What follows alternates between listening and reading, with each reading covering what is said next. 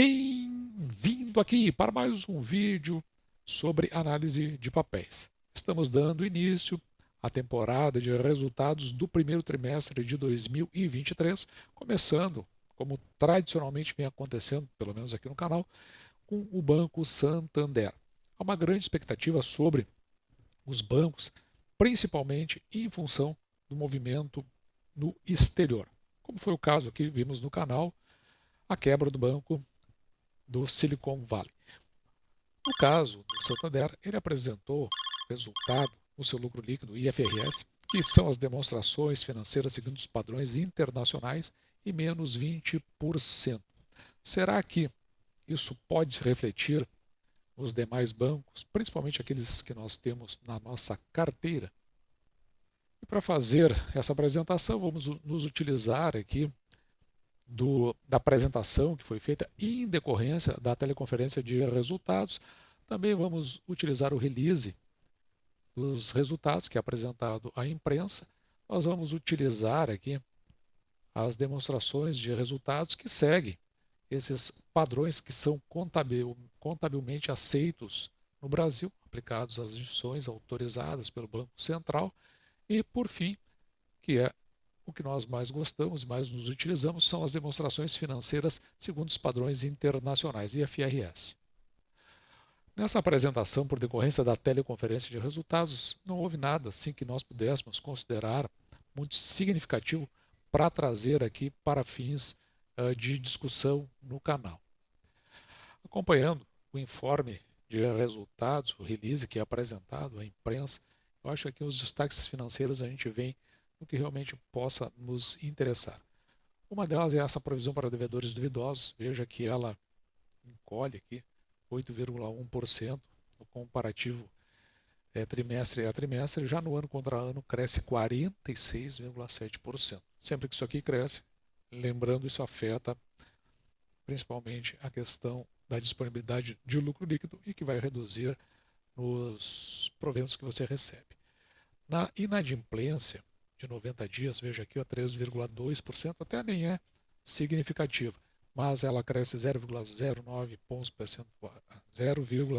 pontos percentuais no comparativo trimestral e 0,24 pontos percentuais no comparativo ano contra ano. Quando nós consideramos a inadimplência de 15 a 90 dias, veja 4,5%, que a nosso ver é um score alto, embora aqui o próprio banco ele coloque isso como dentro de um patamar controlado, mas veja, cresce também 0,03 pontos percentuais no comparativo trimestral e no 0,32 pontos percentuais no comparativo ano contra ano. Interessante aqui, veja essa redução das despesas de 2,3% no comparativo trimestral e o crescimento aqui de 6,8% no ano contra ano, portanto aqui acima da inflação. Outros destaques aqui interessante, pelo menos me chamaram a atenção, foi justamente aqui a piora, né, no índice de eficiência, que ele vai aqui a 40,8%, depois nós vamos ver como estava na última vez que nós analisamos o Santander. Um dado interessante é o crescimento da carteira de crédito em 2,2 pontos percentuais em 3 meses e 9, quase 10% nos últimos 12 meses. Os clientes totais, de forma anualizada, cresceram 12%, saindo de 54,8 milhões para 61,6 milhões. Só que você tem que ter claro que esse crescimento de 12%, ele, na verdade, não reflete exatamente os clientes ativos. Os clientes ativos são de 31,7 milhões, com crescimento aqui de 4% no ano contra ano. 8,6% ou melhor, 8,6 milhões de clientes são aqueles que têm 6 ou mais produtos do Santander e um crescimento aqui de 3% no comparativo ano contra ano. Se você verificar a apresentação dos resultados por conta da teleconferência, veja que nessa linha que eu vou marcar para você aqui embaixo, no lucro líquido, você verá que esse lucro líquido foi de 2,1 bilhões no primeiro trimestre de 2023, enquanto que no primeiro trimestre de 2022 foi de 4 bilhões. Então, olhando para essa planilha, você vai encontrar aqui uma queda no comparativo trimestral de 26,7%, diferente daqueles 20% que nós colocamos lá no início desse vídeo. No entanto, você precisa prestar atenção no que está aqui embaixo. Esse é o resultado gerencial, que neutraliza a receita de reversão de provisões fiscais, aqui de 4,2 milhões. Então, ele na verdade, ele está considerando efeitos não recorrentes e ele está ajustado, contabilizado na linha e outros com reforço de balanço, contabilizado na linha de provisão de crédito. Mas vamos dar uma olhada como isso aqui se comporta no IFRS. No IFRS, na página 7, aqui nas demonstrações consolidadas do resultado, quando nós descemos aqui, veja, mas antes até de falarmos no lucro líquido, veja que as receitas com juros similares, que é o que nós vamos considerar como receita líquida, ela chegou aqui, ó, a 32 bilhões. Já considerando o lucro líquido, nós veremos um pouquinho mais aqui para baixo, esse lucro líquido do período ele foi de 3 bilhões e 47 milhões e ele decai aqui em relação ao ano de 2022, que foi de 3 bilhões e 800 milhões de reais. Essa queda é a que nós consideramos lá no início do vídeo, que ela nos dá uma diferença aqui de 20% negativo. O lucro utilizado para fins da apresentação da companhia foi esse lucro líquido do período, que obedece à padronização regularmente aceita no Brasil, e o lucro societário 2,63. No entanto, como a gente entra em consonância com os principais sites do Brasil, nós utilizaremos o IFRS. Mas aqui embaixo, você vai ver os principais indicadores, principalmente aqueles indicadores de qualidade da carteira e os indicadores de desempenho do banco. Então, veja aqui, ó, o índice de eficiência em 40,08%, que nós acabamos de discutir, o banco cresce um pouco. Isso aqui quer dizer o seguinte, quanto maior, pior. Ele estava abaixo de 40, significa que, considerando as receitas do banco, 40% ele utiliza como despesa. Então, veja, enquanto cresce isso, diminui aquilo que ele tem de disponibilidade, principalmente para fins de pagamento de proventos. Já olhando para a qualidade da carteira, observe aqui que o índice de inadimplência, para que você tenha uma ideia, nesta coluna que está o trimestre que nós estamos abordando, primeiro trimestre de 2023, e do lado ali você está vendo como estava no mesmo período do ano passado. Então veja que a inadimplência acima de 90 dias ela passou aqui de 2,9 para 3,2. Ela vem crescendo, mas isso vem se comportando dessa forma com os bancos no geral. Em particular aqui o Banco Santander, pelo menos eu considero dentro de um limite aí abaixo de 4, claro, não está nem perto assim de Banco do Brasil, Banrisul, que nós temos aqui na nossa carteira, mas está bem melhor que outros bancos, como um que nós analisamos já semana passada, o BMG. O índice de inadimplência de 15 a 90 dias, 4,5 aqui já está alto, está acima dos 4 significativamente e aumentou em relação ao ano passado. Isto aqui, ó, esses 0,32 pontos percentuais. O índice de cobertura cresce a 244%, veja que ele também sobe naturalmente, né? À medida que a inadimplência sobe, cresce o índice de cobertura, vai a 244% em relação ao mesmo período do ano passado, subindo 29,56 pontos percentuais. Então, sempre se precisa ter muita atenção à qualidade do crédito, não dá para sair colocando crédito, mas por um outro lado, a gente percebe que o país está numa rota de estagnação. Eu continuo ainda com a leitura de que a nossa bolsa está pressionada para baixo, principalmente porque o nosso mercado não dá sinais de uma evolução, de um crescimento. Nós não temos absolutamente nenhum sinal. Por conseguinte, temos juros altos e, da outra banda, famílias muito endividadas. A gente analisa aqui de vez em quando como é que está o endividamento das famílias do Brasil. Está lá na ordem de quase 80%.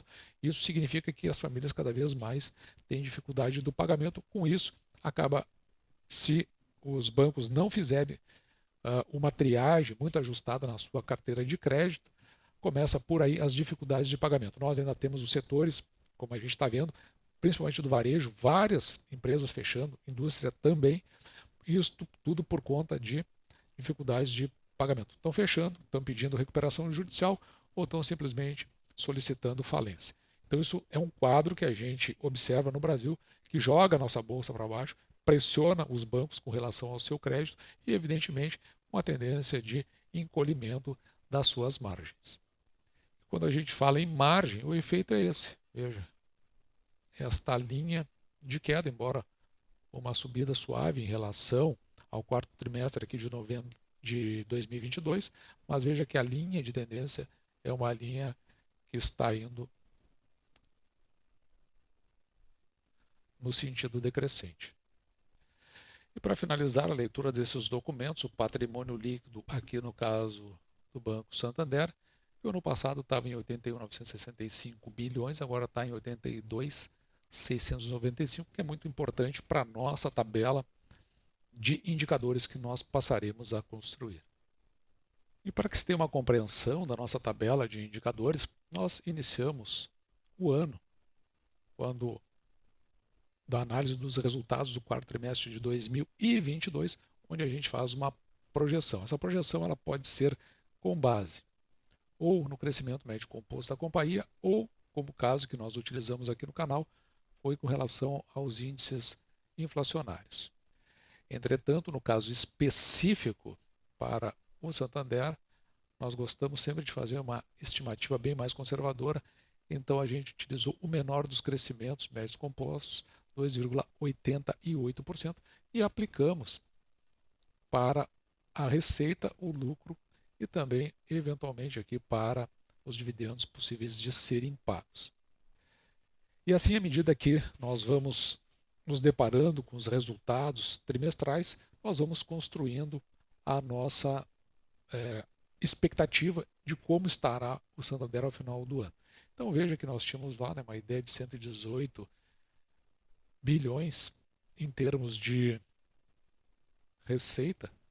No entanto, receita com juros e similares, e agora, para o resultado obtido, nós passamos já numa melhora aqui para 128. No entanto, em função do lucro líquido, que a gente viu que houve aquela redução, ele em vez de 14,7 bi, nós vamos ficar aqui com 12,1, quase 12,2 bilhões.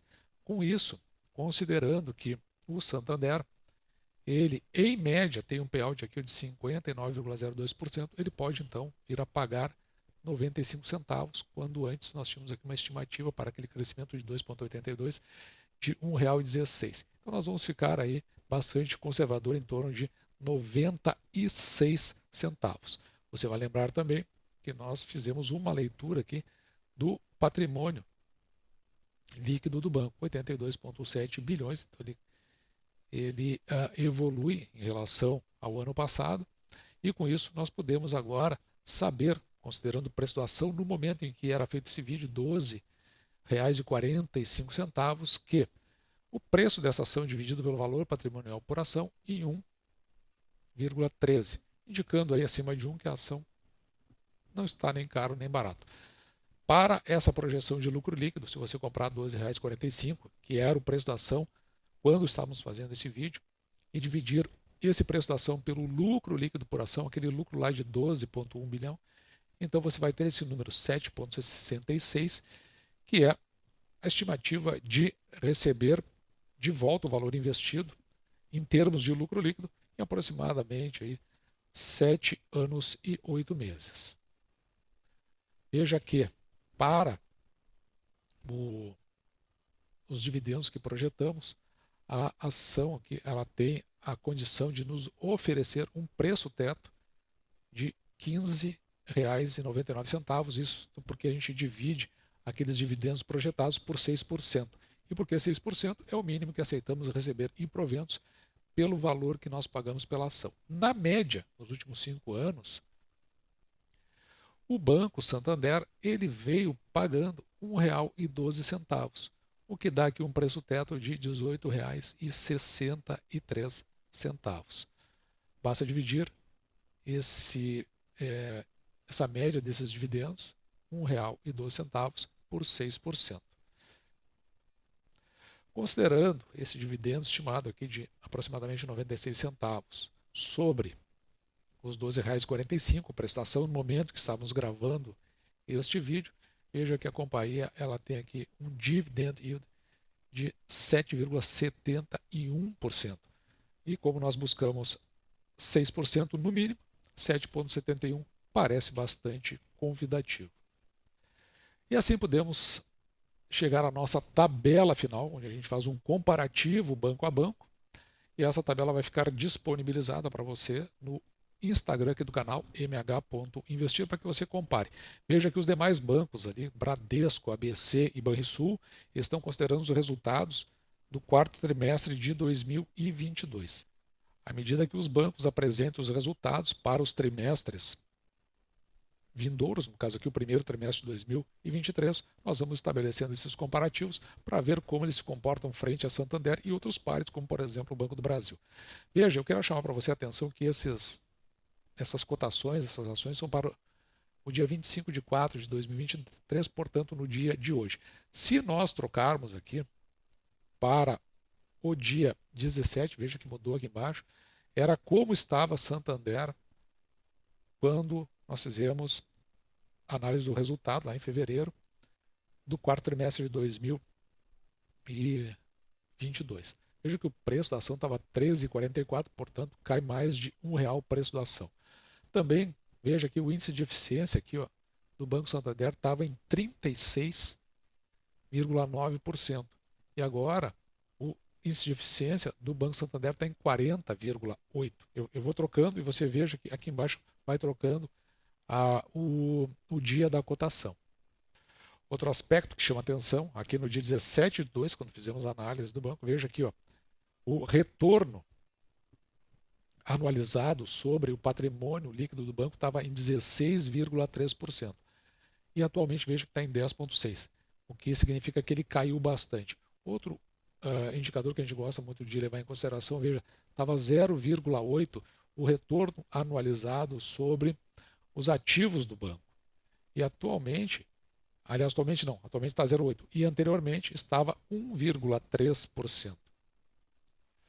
No dia 17/2 nós tínhamos aqui uma projeção de 98 centavos por ação e, consequentemente, um preço teto de 16,41. E atualmente, veja aqui, dá uma reduzida na nossa projeção de proventos de 96 centavos e um preço teto de 15,99. Mas uma coisa que é interessante é que o preço atual da ação, 12,45, ele é abaixo tanto do preço teto quando olhamos para o passado, 18,63, quanto quando olhamos para o futuro fazendo a nossa projeção, R$ 15,99. Até o presente momento, veja aqui, ó, o Banco Santander, considerando a ação que nós utilizamos de referência, que é a SAMB3, uma ação ordinária, o Santander já pagou, ou melhor, tem projeção de pagamento em 2023 de 40 centavos aproximadamente. Então, resta aí ver como ele vai se comportar, se ele vai andar na direção dos 95 centavos que projetamos aqui no canal. E assim, esse foi o nosso vídeo de hoje, já o primeiro banco que nós analisamos, a abertura da temporada de resultados do primeiro trimestre de 2023, uma opção aí se você entende que cabe na sua carteira e se está pagando proventos à altura daquilo que você acha que é interessante para fins de uma renda passiva, construindo aí uma renda com finalidade de uma independência financeira futura. Esse foi o nosso vídeo de hoje. Vou ficando por aqui, me despedindo de você e deixando, como sempre, o meu grande abraço.